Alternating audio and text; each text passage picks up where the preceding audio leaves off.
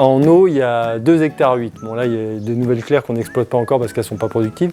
Mais sur les 2 hectares 5, il n'y a pas une claire qui produit le même truc. Gustativement, il y a des claires qui ne produisent pas les mêmes goûts que d'autres.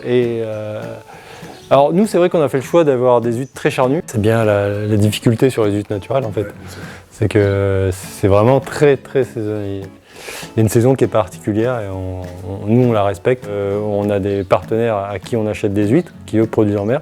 Mais on avait fait le choix dès le départ d'acheter que sur le bassin de Marennes-Oléron nos huîtres. Je partais du principe qu'une huître qui était née là, qui avait vécu déjà 3 ans dans le bassin de Marennes-Oléron, était sûrement plus adaptée à être mise en clair que des huîtres qui venaient de Bretagne ou de Normandie. Alors par contre, ça devient super compliqué d'avoir des fournisseurs qui sont sur de la 100% naturelle. 100%, ouais.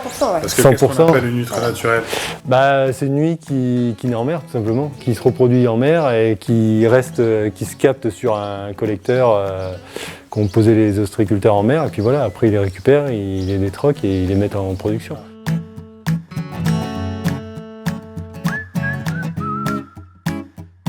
La difficulté qu'on a aujourd'hui sur les huîtres naturelles, par contre, c'est en termes de croissance, c'est pas super bon, quoi. Comparé aux triplots, les triplots, moi j'en ai vu des gars mettre des triplots en clair pour faire de la pousse. Ils mettent du 5, ils ressortent du 2.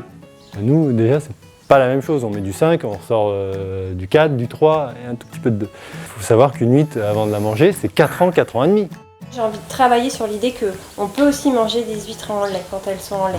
Il y a des gens qui aiment ça et je pense que c'est aussi de communiquer, de faire goûter, il y a plein de recettes.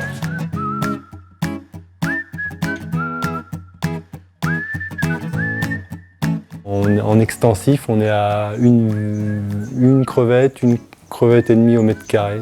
On met des postes larves qui sont, on peut même pas les peser, hein. On sait qu'elles ont 17-18 jours. On les met au mois de mai et les premières, on les sortira pas avant à 20 grammes début août. On commence à avoir des grandes surfaces pour avoir des gros volumes.